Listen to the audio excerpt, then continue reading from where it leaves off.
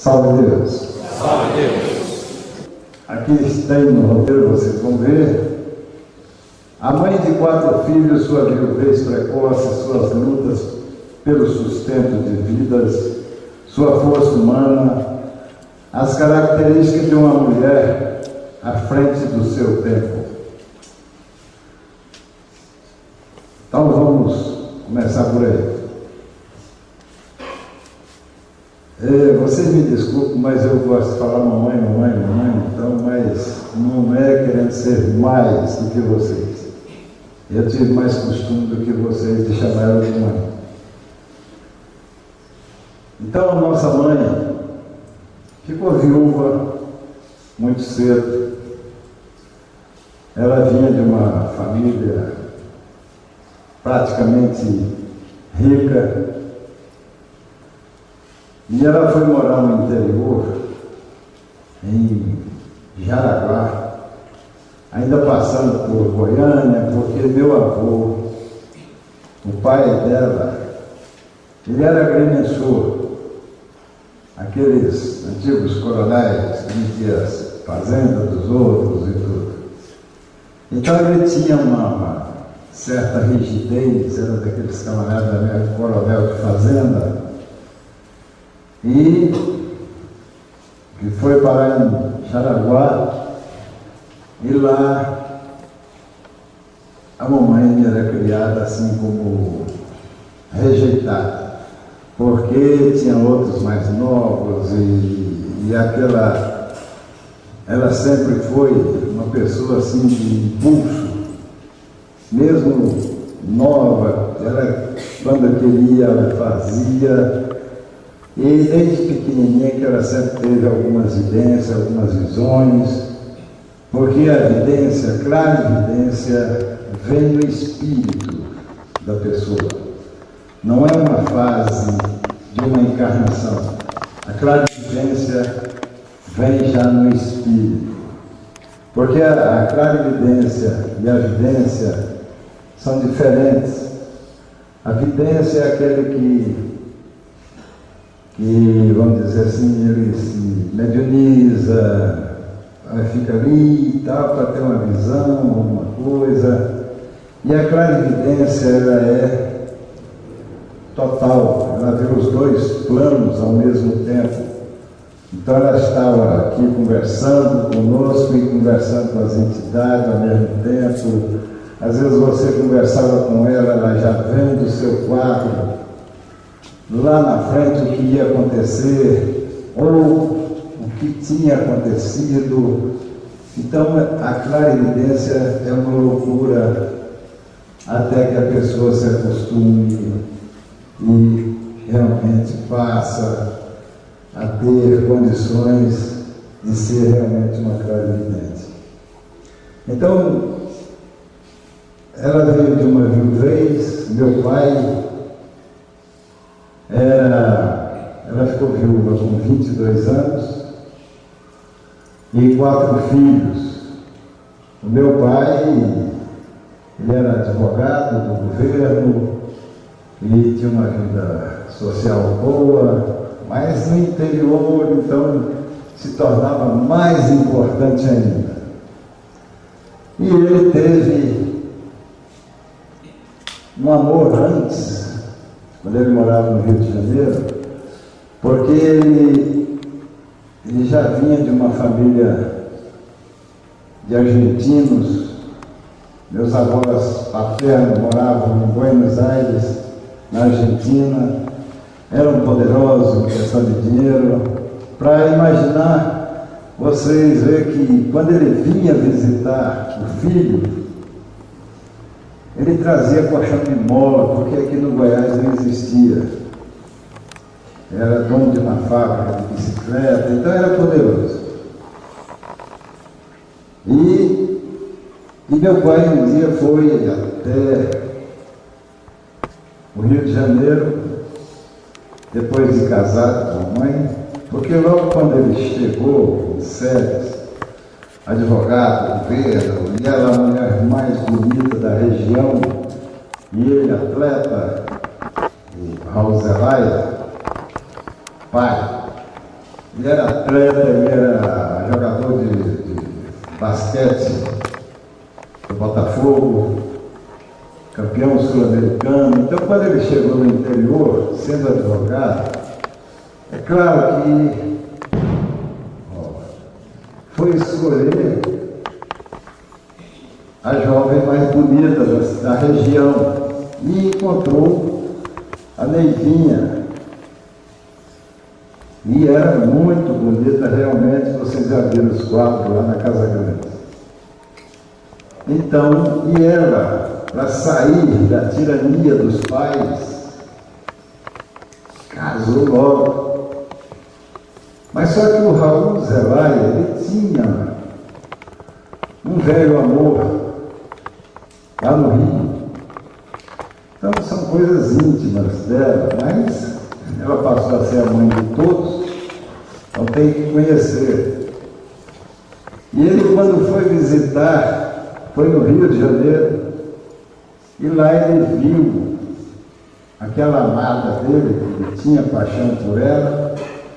O câncer tinha comido a metade do rosto dela, e ela era muito bonita também. Então, ele, quando voltou, ele já voltou naquele desespero, e começou a beber, até morrer, desencarnar. E ele foi considerado suicida, porque bebeu até morrer, não foi beber de uma vez só o veneno e morrer. E mamãe ficou viúva, e ele, com esse desespero de beber, deixou muitas dívidas, 12 contos de réis e mais não sei o quê, e deixou uma casinha e uma chacrinha. Meus avós, os pais dela, você não quis casar, então cuida para lá. Fica lá. Meus avós paternos, os argentinos, vieram para buscar o Beto e a Carmen Lúcia, que eram os mais velhos. Eu e Velhinha era muito pequeno, dava muito trabalho. E mamãe não deixou.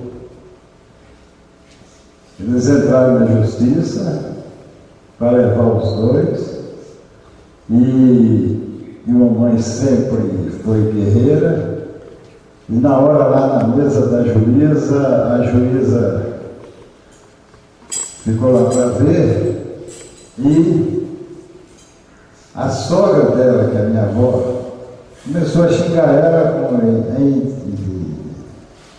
em castelhano, né?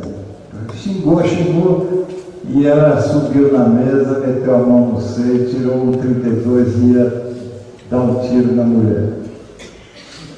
Entendeu? Então aí, a polícia vai, separa, tal, aquele negócio, tomou a arma dela.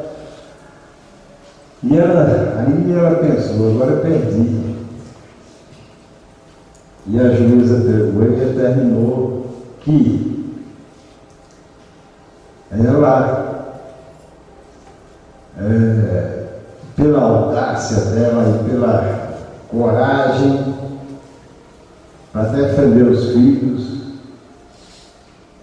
então ficaria com os filhos. Ela demonstrou que realmente tinha pulso. E ficou naquele negócio, e aí os argentinos começaram a mandar jagunço, e a mamãe já tinha aberto foto, começou a aprender a tirar fotografia, aqueles lambe-lambe, enfiar a cara lá dentro, né? E ela foi ser fotógrafa. Aquelas fotos antigas lá, tudo foi ela, dela mesma. E ela, com a minha irmã Gertrudes, que era uma irmã de criação, é que foi nos defender. Então, aí ela passou a vendeu foto, vendeu a chacrinha que tinha lá, pagou as dívidas e comprou um caminhão e saiu comigo. Tirou a carteira, foi a primeira motorista profissional do Brasil, né? carteira profissional, e foi trabalhar. Na primeira viagem dela, quando saiu de Séries, foi para Nápoles, pegou uns 3 fretes, não tinha 15 dias, o caminhão para no trilho e apaga, aqueles caminhão bem antigo, e o trem veio, arrebenta todo o caminhão.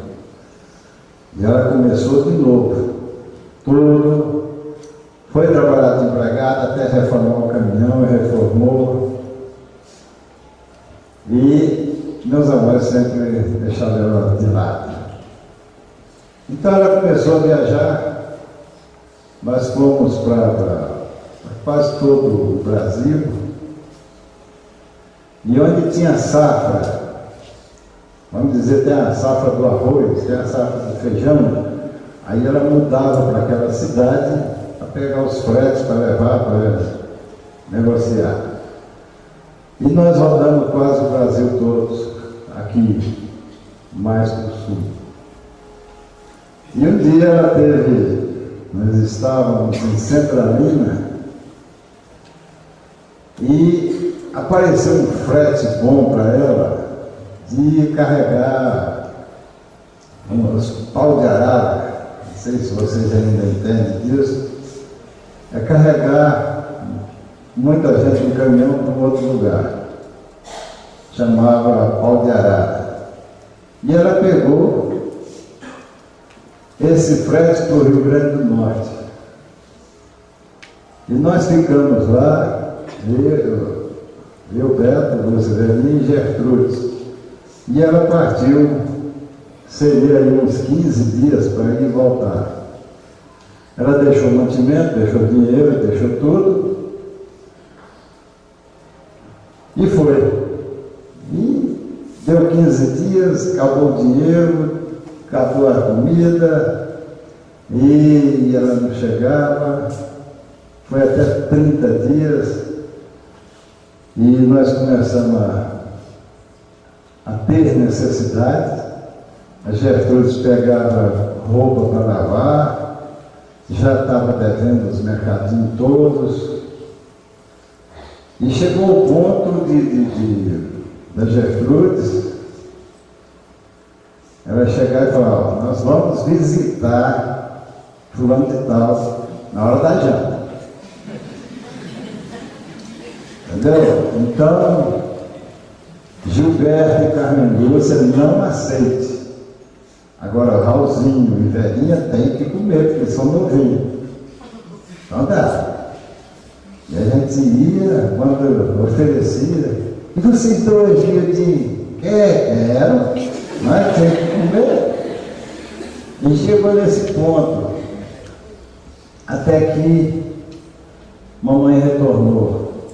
Quando retornou, sem o caminhão, sem o dinheiro do frete, os araras que foram, né, os artistas, deram tombo nela lá e quase mataram ela teve que vender o caminhão, as pressas e veio embora. Então ela chegou sem dinheiro e sem caminhão. Então ela começou a fazer flores de papel para vender. A Gertrudes começou a lavar roupa para fora. O Beto saía para vender as rosas nas casas, vender laranja. Entendeu? Então, ele até conta uma vez que ele estava vendendo laranja, né, com a bacia na cabeça, e um cara chegou assim: ei, rapaz, ei, menino, essa laranja é doce? E azeda que só, né? Aí ele falou: não, é docinha, moço. Não, eu quero azeda para curar a ressaca. Aí ele ficou sem a venda, né? Aí ele não podia falar: não, é azeda, né? Já tinha falado que era doce.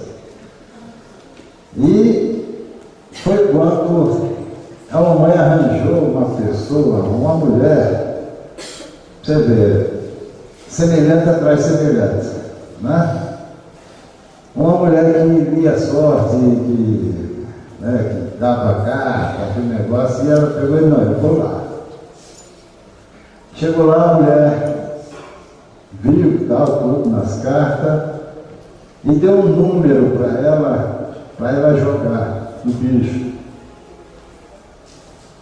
Aí ela pegou um dinheirinho que tinha, a sobra, né, que não era tão sobra assim, jogou e deu no primeiro prêmio. Mas só que deu pouco. Ela correu na mulher de novo, pegou outro número, aí jogou todo. Entendeu? Jogou todo, deu na cabeça de novo. Isso não foi a mulher, isso é a espiritualidade que já estava ali perto, né? Vigiando. E deu um dinheiro. Ou ela pagava as dívidas e ficava dura de novo no mesmo lugar, ou ela comprava o caminhão e sumia. E foi o que ela fez. Saímos de madrugada, entendeu? E fomos comprar um caminhão lá em Morrinhos. Aí, eu ainda brincava com ela, mãe, se ela voltou lá para pagar esse povo, né? Paguei, meu filho, mãe, ela não pode dar calote. Entendeu? Mas ela voltou, pagou todo mundo, era dívidas poucas, né? Então, viemos para Goiânia. Isso eu estou passando assim porque o prazo é curto, porque se eu for falar de detalhes, tem que ser umas 4, 5 horas. Então, ela foi para Goiânia e foi dirigir ônibus, aqueles ônibus de lotação, de Goiânia para Campinas, que antigamente não era emendado, era longe, como daqui em Planaltina. E ela fazia todo trabalhando de motorista, e meu irmão Gilberto, Beto, ele era cobrador. Então ele era tão pequeno que ele não gosta, mas agora eu falo. E o pessoal chamava ele de chibril, aquele diamantezinho bem miudinho, entendeu? Porque ele trabalhava de motorista, de cobrador e era de motorista. Só que em ônibus separado, né? Porque...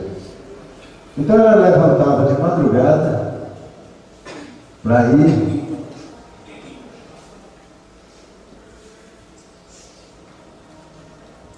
para o ônibus, ainda escuro, e um dia ela passando perto do cemitério, ela de bicicleta, no escuro, tinha uma vala, e ela caiu dentro da vala e torceu o pé. E ela ficou lá, não dava conta de subir, e ficava. Aí ela ouvia a voz, aí ela gritava: ei, moço, me acorde aqui. Aí o camarada saiu correndo, né? Pensando que era o espírito que estava ali, os defuntinhos. Aí saiu correndo e ela ficou lá até o sol sair, para poder sair de dentro do buraco. E um dia também, ela ainda no ônibus, como ela tinha tido sorte lá em Centralina, em questão de jogo, um dia um camarada chegou, Baiana, que ela tinha um apelido de Baiana. Baiana, comprou esse bilhete, um cambista. E ela pegou, comprou o bilhete todo. E guardou. No outro dia, o campista todo cercou ela lá na rua, né? Ela dirigindo um caminhão cheio de passageiros. Baiana, você ganhou, cadê o número seu está aqui? Ela largou o ônibus lá cheio de passageiros e correu lá em casa para pegar o bilhete. Bom, já me ajudaram uma vez, vai me ajudar de novo, na torre Grignó. Só que reviramos a casa todinha e não achou o bilhete. E como ela tinha deixado o ônibus no meio da rua, cheio de passageiros, aí ela foi atrás de pegar o emprego de volta. Aí os turcos lá não deixaram. Entendeu?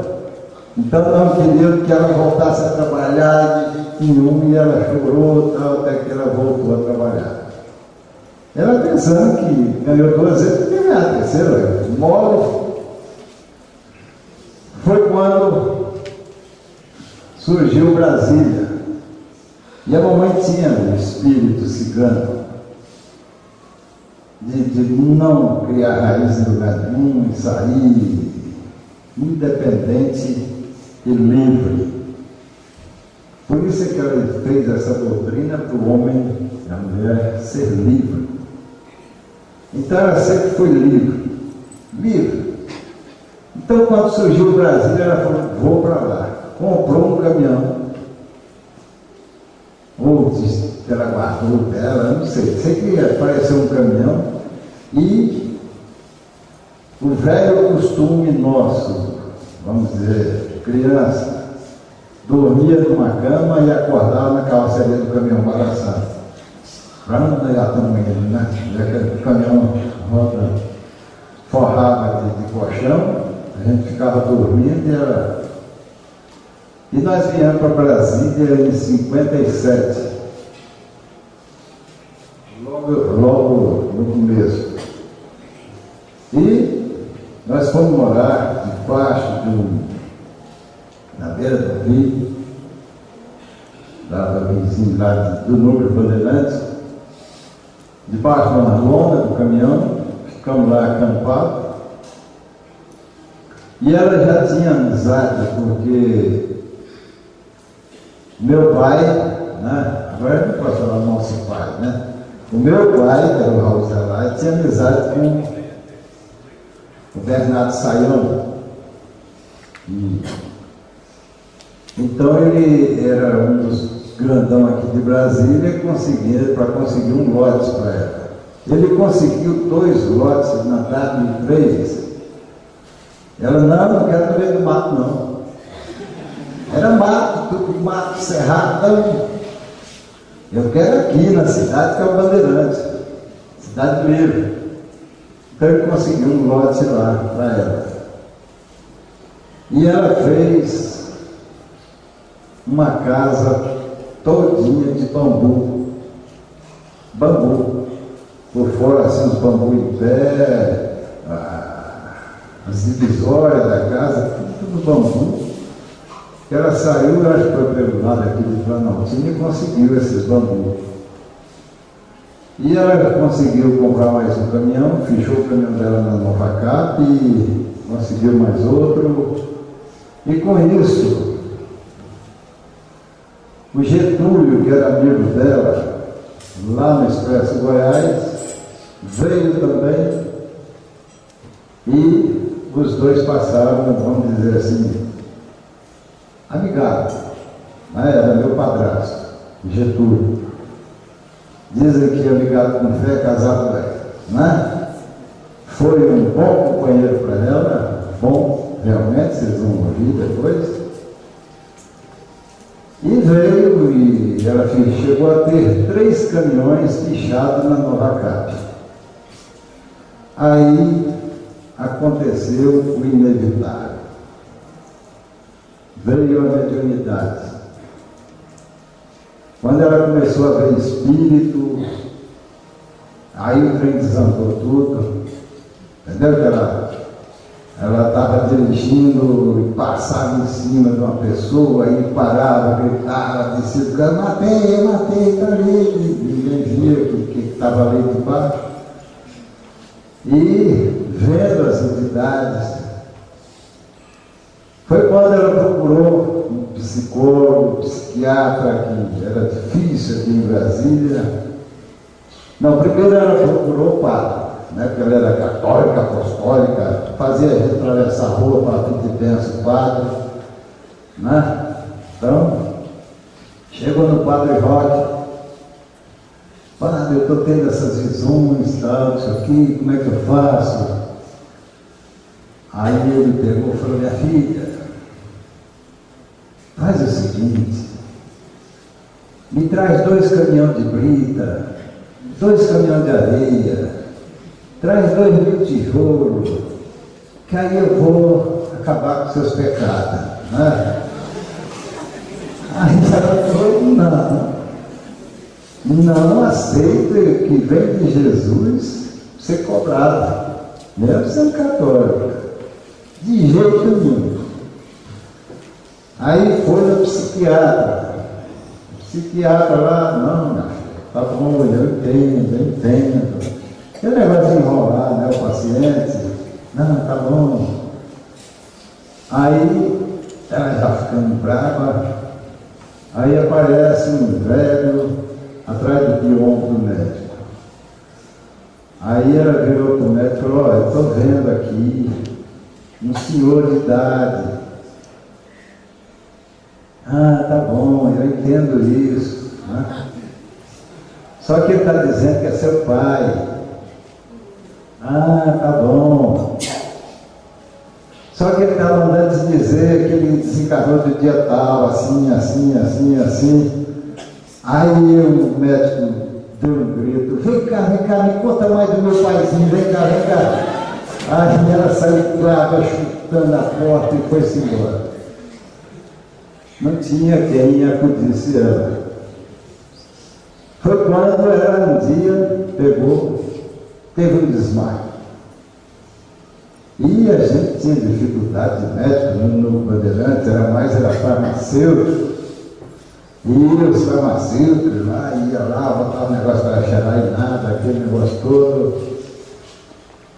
Foi quando o irmão do Getúlio esteve lá e ele era kardecista. Aí chegou, olhou, tal, fez o batalhado dele lá da maneira que, não sei, né? Rezou lá, tal, e ela acordou. Foi quando ele chegou para ela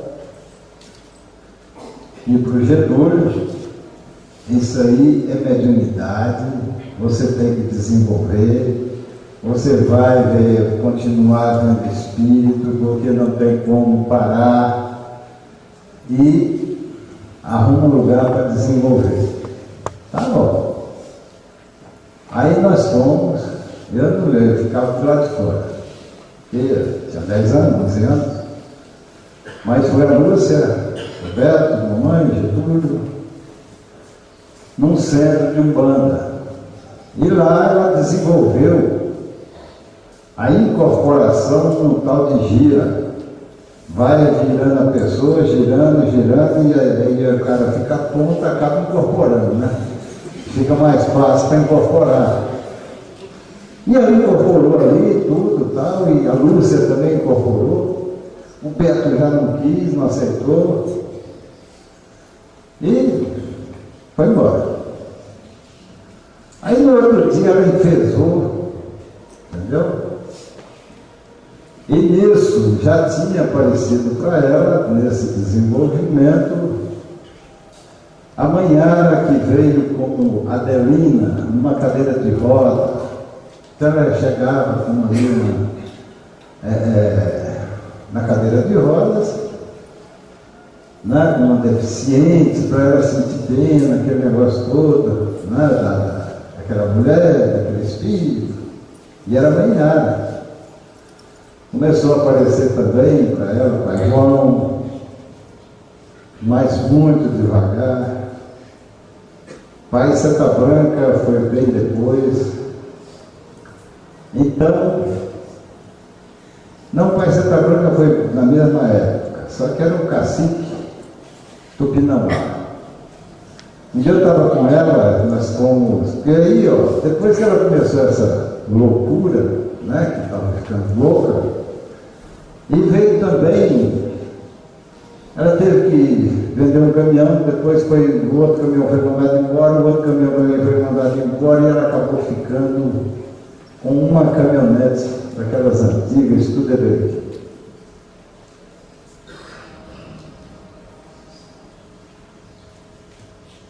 E ela começou a ir nas fazendas, comprar leite, doce das fazendas para vender.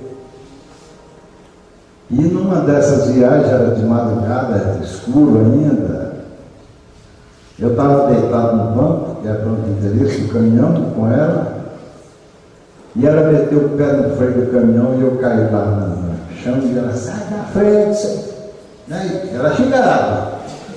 Sabia, mas sabia. E xingou.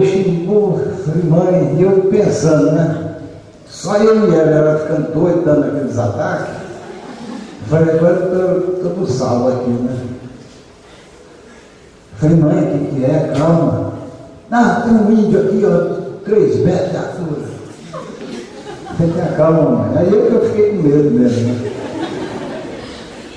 Aí ela, você não vai sair não? Não! Passou a marcha, passou por cima do índio. Pronto. Aí fomos lá, pegamos o doce e tal.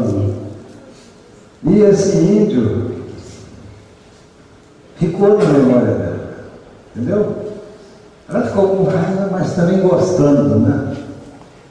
Aquele primeiro encontro. E ela um dia chateou com o centro lá, que não saía daquela mesmice, não resolvia o problema dela, estava vendo cada vez mais. E ela entrou no centro de qualquer jeito. E lá, não sei se vocês conhecem, tem muitos aqui que conhecem, né? Tem um ponto na sala, é o ponto do responsável por ali. E ela chegou e ali ninguém pode pisar. E ela foi entrando, pisou bem no meio do ponto. Aí o pai se atacou a cabeça na hora incorporou. Aí chamou o pai de santo, responsável, falou assim, perdoa, tal, que negócio todo, o cara não conhece, não tem conhecimento, está perdoado, aquele negócio todo. E o pai de santo viu que era uma entidade realmente, né? Aí ela foi embora. Só tem uma coisa, o cara perdoou e tudo, mas o centro acabou a energia, acabou tudo, nunca mais funcionou. O pai teve lá. Aí foi. E as coisas caindo mesmo assim, a miséria chegando mesmo de porta aberta. Aí nós acabamos, teve que vender o lado mais baixo. Aí fomos morar de aluguel com a mãe Neném. Mãe Neném, todo mundo já sabe, foi a instrutora dela na parte física, de conhecimentos e tudo, kardecista. E surgiu uma invasão, logo em frente a Seu Bandeirantes, ali onde o Padre Cis era, né? O Padre Cis era o Padre Cis, e ele, no outro dia ele estava lá no Pai da Lona, na invasão. Dessa invasão nós fomos transferidos para Taguatinga. Chegando em Taguatinga, ela ganhou o lote todo certinho, entendeu? Começou a fazer o barraco de madeira, a metade era madeira, a outra metade era lona. Entendeu? Já nossas coisas lá, tudo. E já com um caminhãozinho. E já começou a fazer a linha de passe, entendeu? Passar um escutinho aqui, um escutinho ali, sempre o pai não vinha, sempre uma nova entidade vinha, entendeu? Mas a gente, com aquela, vamos dizer assim, cru, não, manhada, o seta branca, entendeu? O cacique, o paizão, não tinha respeito nenhum. E a mamãe, como caminhoneira, ela sabia um monte de palavrão, entendeu? Palavrão mesmo daqueles de caminhoneira cabeludo. E a gente lá em Taguatinga, a miséria mesmo danada, por uma chuva de gelo, granizo, que rebentou o barraco que ela tinha acabado de construir, rebentou tudo, entendeu? Tudo no chão, os móveis que ela tinha compro. Aí ela saiu lá fora assim e começou a xingar. Xingar, mas com vontade. Aí ela só viu quando o pai João chegou para ela, entendeu? E ela não viu mais nada. E ela gritando e rolando, e gritando, rolando no chão. Quando parou, ela estava debaixo da cama, nós puxamos ela, cheia de mancha roxa no corpo todinho. Que ele pegou o rosário dele, o terço, deu uma surra nela para ela não xingar mais palavrão.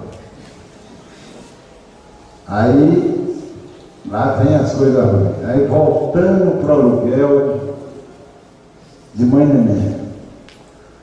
Aí a Mãe Neném já estava por cima da carne seca, já entendia mais que todo mundo. Fazia linha de passe todas as 6 horas da tarde. Foi quando o pai Seta Branca chegou, nos reuniu e falou: vamos procurar uma terra prometida. Vamos sair do lado aqui de Anápolis até Alexandria e acha um local para a gente fazer como é que chamava? Aruanda. Aí saíram 2 caminhonetes velhas. Aí quando chegou no local, o Tiãozinho estava ali assim, ela mandou parar. Não, o Tiãozinho está aqui no pé de Figueiredo. Aí descendo todo mundo lá para a terra prometida. E onde começou tudo? Aí as coisas vinham, as aulas com o marrano, o desespero, e mudamos para lá. Então vocês imaginem a UESB em cima daquele morro, salve Deus, e a água aqui embaixo, não é isso? Então a gente morava lá em cima, não tinha água, não tinha luz, era um chapadão. Então fomos todos para lá, buscava água lá embaixo, trazia, tal, furava uma cisterna que dava 30 metros, 25 metros, fundura, e ficando lá. Aí onde veio realmente o compromisso espiritual. Foi quando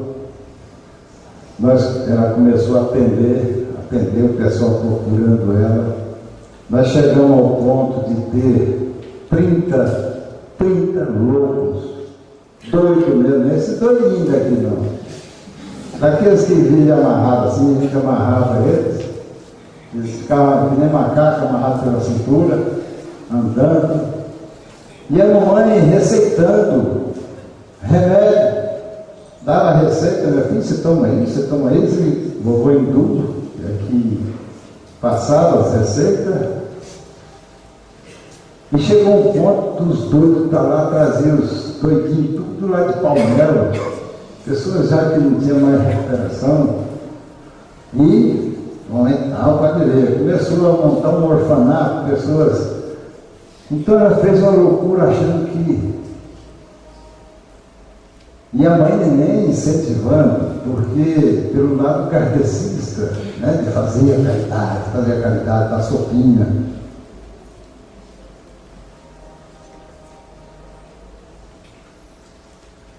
E o pai Seta Branca puxando ela para um lado e a Mãe Neném puxando para o outro. Foi quando o doutor vovô Hindu, era o médico, falou: minha filha, você vai para a cadeia. Eu não vou não. Eu estou te dando as receitas, mas eu não vou para a cadeia. Você que vai sozinha. Você não tem que cuidar do físico. Você tem que cuidar do espírito da pessoa, o equilíbrio. Foi quando ela começou a entender. E os doidinhos lá, entendeu? Você vê que tinha um hospital, aí tinha uns plantões para tomar conta dos doidinhos, tudo fechado, em pau-a-pique, aquele negócio todo, no ranchão. Beto, eu e outros ficavam tirando plantão à noite. Então, quando o doido estava bem gritando, a gente ia na farmácia da Wesley, né, que era ali dentro do hospital, tinha muita amostra grátis.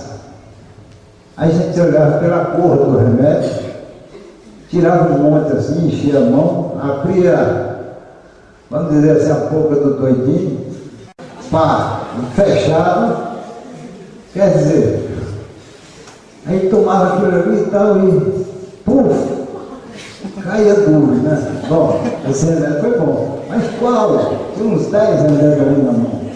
Você vê o perigo que nós corremos, e cada doidinho daquele tinha um dono, né? Que trouxe, internou, e vivíamos assim, até que o vovô Enduro, pai Seta Branca, começou a puxar ela para fazer uma nova doutrina. Não é essa que estava pronta do Kardec, mas uma outra doutrina. Chegou ao ponto de Mãe Nené, que era muito kardecista, mas entendia um pouco o pai. Quando mamãe incorporava, que era inconsciente, e era para provar, pegava, furava ela com agulha para ver se ela sentia, furava, para ver se estava incorporada mesmo, queimava de cigarro. Quem que dá, minha filha? Você está machucando a Neiva. Eu não sinto nada disso. Entendeu? Por onde ela passou. Bom, nós éramos assim, como bicho, sem respeito, sem nada. E a espiritualidade em cima ali, trazendo conhecimentos. A nossa rebeldia foi quando foi preciso fazer uma fita, a fita do rebelde. Então era só esse uniforme branco, sem colete, nada, essa fita, né, roxa e amarela. Então quem fizesse alguma coisa contra o sistema, amanhã igual tocava o gongo, porque não tinha sirene, aí pegava um tambor e batia lá tudo, até todo mundo já sabia pela contagem o que era a reunião, entende? Então reunia lá na pira. E manhã incorporava e dizia: meu filho ou minha filha, você vai pegar a fita roxa de rebelde por 2 dias, 3 dias, porque você fez isso e isso errado. Então, usar uma fita, está tudo certo. Mas o problema é que Manhara tirava toda aquela da nossa aura proteção e botava a luz cor-de-rosa dela. E quando ela colocava a luz cor-de-rosa, era surra. Então, vamos dizer, se você tinha alguma dependência física, assim, seu estômago não era muito legal, você já saía dali com o estômago ruim. Eu que tinha os dentes velhos, tudo podre, já saí com dor de dente. Peguei umas 3 vezes fita roxa. E muitas vezes tocava lá o gongo, manhã incorporava, vou colocar fita roxa na Neiva, porque ela fez isso. Xingou palavrão, ela não aceitou, desrespeitou. E a mamãe, quando eu desincorporava, estava com a fita roxa. E a saúde dela já não valia muita coisa, então facinho já estava ruim. Foi quando, nesse período também, que o pai Seta Branca chamou ela e falou: minha filha, você tem que fazer um curso no Tibete, porque tem um mestre lá que vai lhe dar esse curso, que é um Mahan. Só que você vai ter uma doença muito grave, você vai vomitar sangue, você vai ter hemorragias graves. Você aceita? Ela falou: aceita. Então foi quando começou todo o problema dela de pulmão e outras coisas. E dentro desse sofrimento todo, e é um sofrimento que hoje às vezes até tenho saudade de alguns casos, né? Mas não todos. Mas, e ela veio dentro desse sentido. Então lá não tinha sobrevivência. Então, a mamãe preocupada com as famílias, tinha 9 ou 10 famílias já, 50 crianças do orfanato, e como sobreviver? Ela nunca gostou da ajuda de governo. Entendeu? Então, as entidades pegavam, vamos botar aqui uma serraria. Presta atenção, serraria numa chapada daquela, sem luz, sem mata por perto. Então, vamos montar a serraria. Teve um camarada que doou para ela o motor de uma locomotiva. Aquela Maria Fumaça que bota fogo e água, né? Então, naquelas rodas, adaptamos lá, e uma correia vinha para cá, outra correia para lá, correia para cá, correia para lá, para tocar a serra lá na frente. Então, tinha que encher a barriga da locomotiva de água. Sobrava para quem? Para os meninos. Eu no carro, assim, a Taliba e outros. Então a gente tinha que descer lá embaixo, subir com 2 latinhas e jogar lá dentro. Era mesmo que nada, mas tinha que fazer.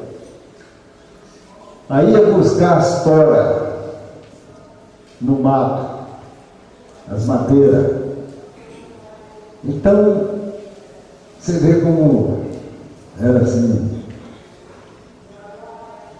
Fazia reunião à noite, incorporava, uma incorporava ali uma entidade chamada Urubatã, que determinava o que era para ser feito. Aí o Urubatã chamava Landim. Landim era um médico que era da região lá, um porceiro, para chegar lá, tá. Todo esse sacrifício, aí jogava a corda lá, botava no carrinho e tal, e começava a serrar. Eu não estou brincando não. Quando começava a serrar, uma correia arrebentava. Aí tinha que parar tudo, ia até a Alexandre para comprar os ganchinhos, porque ninguém tinha dinheiro. Por muitas vezes eu fui correndo, eu e a Taliba, até Alexandre, que são 12 quilômetros, para comprar gasolina ou comprar cigarro para a turma. E a gente ganhar, a gente ia correndo a pé para ganhar o dinheiro da passagem. Entendeu? Porque não tinha troco. Às vezes eu ficava no asfalto, para cima e para baixo, para ver se tinha pituca de cigarro grande. Não para mim, mas para os outros lá, os grandes.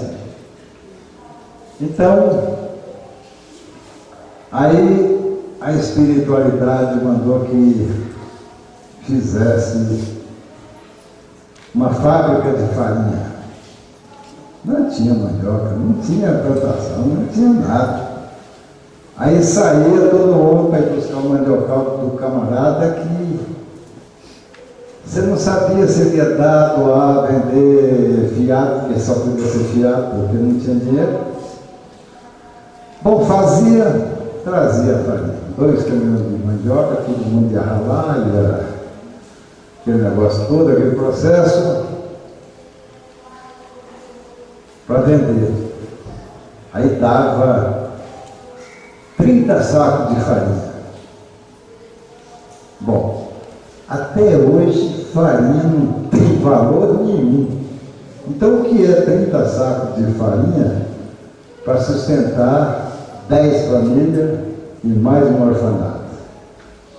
Então o lucro era nada, naquela luta. Então, de vez em quando, aparecia um doador lá, amigo de mamãe, de muito tempo, jogava lá um saco de fubá, um saco de arroz, entendeu? Ele brigava com ela. Teve um que chegou, um caminhão assim, carregado de arroz, saca de arroz, fica uma carga bonita.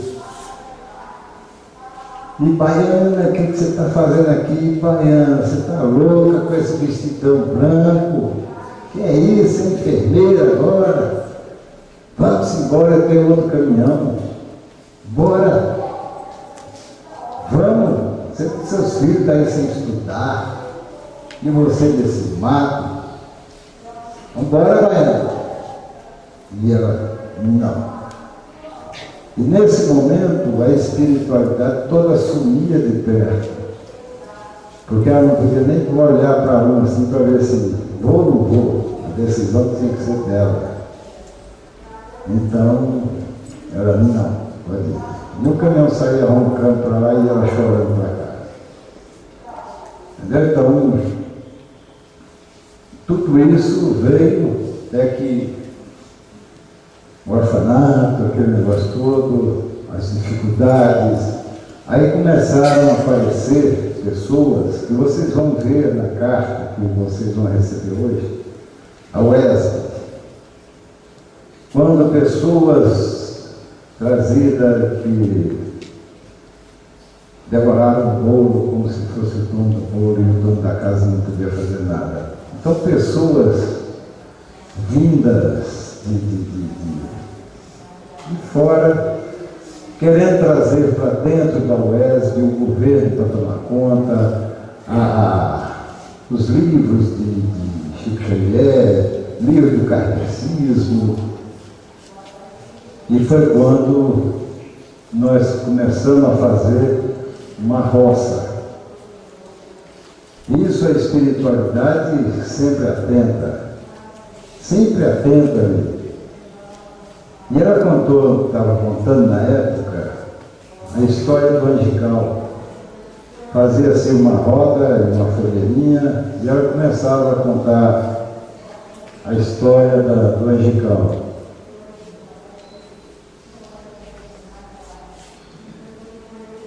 E tudo que passou no Angical, no outro dia acontecia na UESB. Então, chegou lá no Angical, fulano de tal, assim, que era um picareta, né? Aí no outro dia apareceu o camarada, né? Um outro. Aí ele disse, esse que é um picareta, né? Vamos tomar cuidado com ele. Às vezes nem era, mas e teve uma vez, a gente estava lá a espiritualidade mandou que ela plantasse batatinha e amendoim. Nós fomos para a beira do Rio Areia, foi a Rio Areia, e arrendamos lá um trecho, e nós fomos tirar todo o mato, cavamos, aramos na mão, aquele negócio todo, e plantamos toda a batatinha. Então, a gente passava a semana na roça, e na quinta-feira a gente saía a pé e ia lá para a UESB, porque eu trabalhava sexta, sábado e domingo.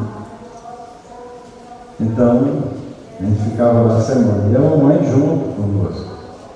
E teve um período em que estava se contando a história de um camarada que morreu lá no Angical e que Mantilde foi presa, foi para a delegacia, né? E a mamãe pega um doentinho que era epilético e levou para a roça. E chegando lá, ele foi dando acesso até que desencarnou. E foi bem embaixo da minha cama, eu e a Thalita. Eu estava em cima, a Thalita embaixo, ele dando acesso até que apareceu morto. Aí, a mamãe, no lugar de Mantilde, né, foi ter que responder na delegacia, lá de Alexânia, tudo. Então, ele era indigente, não teve ninguém para reclamar, então ficou por isso mesmo. Mas tudo aconteceu dessa forma. Foi quando a mãe Neném, a batatinha ia dar, parece que 900 sacos, o amendoim ia dar uma faixa de 300 sacos, e a gente ia realmente tirar o pé do atoleiro. E a mãe Neném começou: a Neiva não vai repartir isso direito, a Neiva vai dar isso para os filhos dela. E foi quando ela reuniu todo mundo no templo, e o nosso uniforme era esse branco, com um triângulo aqui na frente, no peito, tanto homem quanto mulher. Tinha um branco comprido e um branco jaqueta, que a mulher também usava. E ela reuniu todos os médios dentro do templo e falou: vou embora. Quem quiser que venha comigo. Então ficou ela de um lado, a mãe do outro. E as pessoas que iam com ela chegavam na pira, arrancavam ali o triângulo, entregavam para a mãe Neném e ficava do lado dela. Então foi uma coisa mais triste que nós já passamos dentro dessa doutrina. E ela realmente rasgou o chão e vinha para Taguatinga, arranjou um bote. Então foram 9 famílias e mais 50 crianças do orfanato para dentro de um bote vazio. Então começou a construir aquele rolo danado. Ninguém sabia o que ia fazer. E todo mundo foi se ajeitando. Os vizinhos: isso é cigano, isso é ladrão, isso é cigano, né? Cigano é que rouba, aquele negócio. E nós ficamos lá. Aí as famílias foram se ajeitando, cada um foi arranjando emprego. E pronto. Mas para nós está tudo bom. Mas para o pai de Seta Branca, não estava, porque a corrente mestra subiu. Subiu não ao ponto de a gente perdê-la, porque o pai estava segurando. Então parecia que o pai de Seta Branca estava segurando ela assim para não subir de vez, como aconteceu há 10.000 anos atrás, no cisma de Erechim. Então nós começamos a fazer trabalhos, e ele exigia: eu tenho um compromisso de tantos espíritos, vocês estão indo bem bom. Não é mais ou menos, né, nesse linguajar. Então vamos trabalhar, meus filhos, vamos trabalhar e fazer uma coisa, fazer outra. Foi quando ela arranjou um centro emprestado do seu Dito, e era um galpão, tinha uma cerquinha, lá ficavam os médicos e cá ficavam os pacientes. E fizemos ali uns 3 trabalhos, até que um dia eu estava ali do lado dos pacientes, na cerquinha, e tinha um caixotinho, uma casinha, assim de 1 metro, com 2 portinhas e tal. E eu peguei, abri lá e tinha um capeta lá dentro. Aqueles capetinhos vermelhinhos, assim, com chifrinho, tridente. Entendeu? O capetinho mesmo. E eu fechei. Aí fui lá na mamãe: mãe, olha aqui.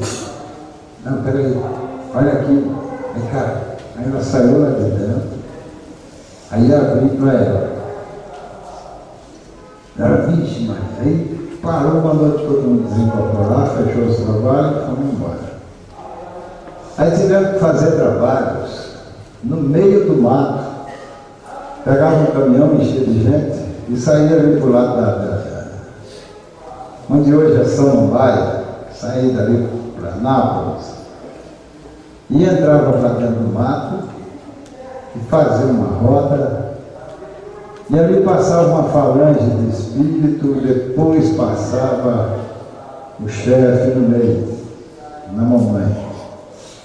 Então, se precisava 2, 3 doutrinadores ali, doutrinando, e levando, doutrinando, até que ele subia. Porque nós não tínhamos ainda a iniciação da Armochinta. Então, a dificuldade era grande. E depois vinham os pretos velhos e tal, fazia a limpeza, tal, tomava passe e a gente ia embora. Isso era 11 horas da noite, meia-noite, tudo para segurar a corrente mestra.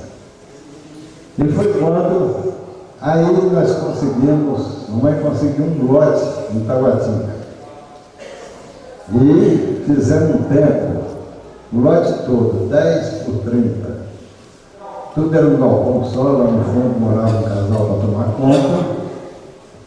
Aí sim, está tudo bem, porque a gente tinha um retiro, né, fazia os trabalhos e ia ficar naquela mesmice. Mas o Pai, não é só isso que eu quero. Vocês têm que fazer uma nova UESP. Aí mais o Beto arrepiava. Beto, você vai, eu não vou mais nunca passar o que eu passei, né? E eu também não. O Beto já estava trabalhando no Senado, eu estava trabalhando no Tribunal de Justiça, trabalhando numa boa. Aí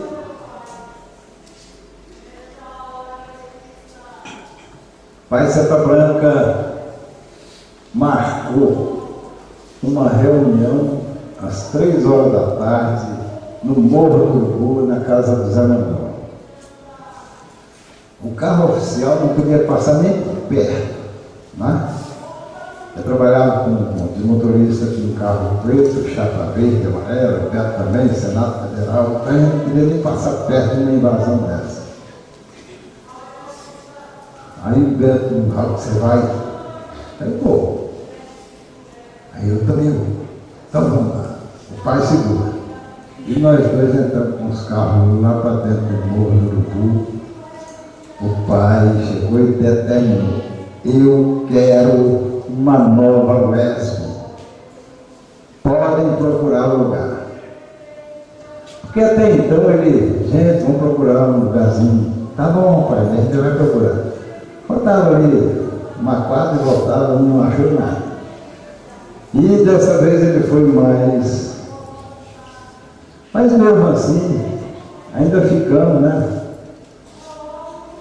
Aí ele pegou esse lote que era do templo, que estava no nome da mamãe, escriturado, tudo certinho. Chegou um camarada lá e falou: pode tirar esse centro daí, centro de macumba, esse lote é meu. Está aqui, ó. Aí saímos dois procurando os arquivos, que tinha nada mais no TI, cartório, não tinha nada. Eu acho que o Pai Seta Branca perguntou: vocês vão sair? Não, então esse lote é desse homem. Pronto, quero ver não sair. Então pegou e me deu o lote, o tempo, para esse camarada. E o camarada deu 15 dias para sair. E foi quando todo mundo saiu todo procurando o lote, procurando. Aí foi quando Zé Mandão, saindo com massa, tal, veio por aqui por dentro. Quando chegou aqui em frente, o carro que eles estavam acabou a gasolina. Eles pegaram e foram a pé.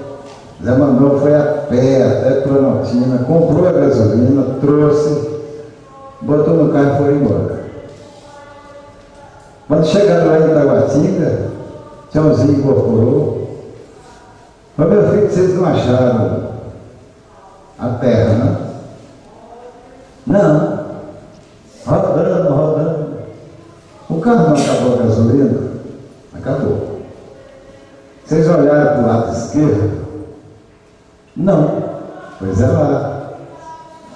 Aí no outro dia, todo mundo veio correndo para cá e invadindo aqui. Entendeu? Pronto, aí fomos atrás do dono, ela comprou 22 alqueires, seção de direito, tudo Porque essas terras aqui, todas foram desapropriadas em 1945, não, 49. E a sede das fazendas ficava para o dono, todo o terreno. E aqui era a sede da fazenda Mestre Dragos. Então o cara tinha o direito de vender esses 22 alqueires. E mamãe comprou tudo, aquele negócio todo. Aí fomos desmanchar. O último trabalho que teve lá no templo de Taguatinga foi meu casamento com Terezinha. No dia 9 de novembro, nós nos casamos e no outro dia foi desmanchado o templo, trazido para cá. Aí começou uma outra UESP, realmente. Não tinha nada, cerrado puro, e a mamãe trouxe todo mundo. Nós ficamos ainda morando em Taguatinga um pouco tempo, tinha só um rancho de palha. O templo de lá foi montado aqui, era um galpão, e mamãe dormia em cima da mesa evangélica, entendeu? Que era uma mesa só comprida. Eu dormia com Terezinha num carro velho, uma Gema Guedes, entendeu? Era já grávida. Então, começou tudo de novo. Água não tinha de jeito nenhum, só lá no córrego. Então fizemos uma nascente lá, um poção. Primeiro as mulheres iam tomar banho, depois os homens iam. Era o único jeito de tomar banho, não é, Miramar? Entendeu? Então, era dessa forma. E nós fomos trabalhando, e hoje chegamos onde estamos. Foi quando começou também, aí sim, veio a condição dela fazer a iniciação da Armochinto. E vocês vão ver na carta UESP, porque não deram condição para ela fazer a iniciação da Armochinto, dar o primeiro passo na UESP. Então foi quando veio para cá, em que ela pôde dar o primeiro passo iniciático. Aí logo em seguida também veio a elevação, a centúria de hoje, né, que é um terceiro passo, vamos dizer. E nós estamos aqui hoje graças a ela. E diante dessas aulas que nós vamos ver daqui para frente, eu quero sempre tocar em algum ponto da vida dela que ficou para trás. Sempre vai ter um pedacinho histórico dentro, sem sair do roteiro, que nós temos que fazer. Agora, eu quero deixar bem claro para todos o seguinte: o maior conhecimento que nós temos que ter é o amor no coração, a humildade, a tolerância. Se a gente tiver a tolerância e começar a compreender o que é essa doutrina, passar a se conhecer mais, quem sou eu? Por que eu estou aqui nesse calorzão, ouvindo tudo isso? Por quê? Por amor a alguma coisa. Então procure saber também o que é essa coisa que está forçando você a fazer tudo isso. Como é que nós podemos ter amor se a gente não sabe o que é? Então eu sempre repito e vou repetir sempre: nós estamos dentro de um sistema crístico, sistema de Jesus. E se Jesus fazia a cura com as mãos, nós podemos chegar até lá. Nós podemos ter essa capacidade, porque a nossa doutrina é energia. E Jesus trabalhava com as energias. era energia pura. Então nós podemos chegar nisso.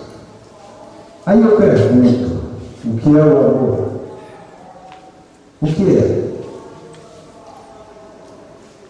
Aí muitos falam, não, é Jesus, é ser carinhoso, é ser amoroso. É simples. O amor é o que o amor faz. Não adianta você bater no peito, eu tenho amor. Se você não demonstrar, se você não fizer com que aquela pessoa entenda o que é o amor. Então, muitas vezes não adianta ficar falando, eu te amo. Não, demonstre que ama realmente. Então, tudo isso faz parte da nossa doutrina. Salve Deus! Salve Deus! Então, vamos, dentro desse curso, fazer tudo que nós precisamos fazer. Ter condição de ser um comandante, ser uma guia missionária, realmente uma missionária. Porque tem uma carta da mamãe que ela diz, às vezes vejo uma ninfa bonita, com aquela indumentária, mas nada por dentro. Mas eu tenho a minha consciência tranquila, porque eu ensinei. Então vamos buscar nesse conhecimento, ter também a beleza interior. Gostar de você. A gente tem que gostar da gente. Como se diz, né, nas brincadeiras, olhar no espelho e eu te amo, né? Mas a gente tem que zelar pelo corpo. Esse nosso corpo é emprestado e o tempo dele é curto. O que é 100 anos no mundo espiritual? Nada. E há quanto tempo nós temos? Ninguém sabe a data que nasceu. Sabe? Como espírito. Então nós somos muito velhos. Quantos anos? Estamos nesse tempo todo em que nascemos de tombo em tombo, até chegar a essa doutrina que lhe dá todo o conhecimento. Então nós podemos hoje pensar o que eu posso fazer para amanhã eu melhorar. Porque eu tenho um conhecimento que fui. E ter realmente o conhecimento que é. Então você pode melhorar muito o amanhã, que é a nossa evolução. Não trabalhamos para o Pai Santa Branca. Trabalhamos para nós, para a nossa evolução. Pensando em Jesus, Jesus o caminheiro, Jesus o curador, Jesus de Nazaré, nunca o Jesus crucificado. Deixa essa passagem dele. É a velha estrada. Mas nós temos o Jesus redivivo, o Evangelho redivivo, que é esse Evangelho de amor, de cura, doutrinando, emanando, curando, e daí para frente. Salve Deus. E boa sorte a todos, se Deus quiser.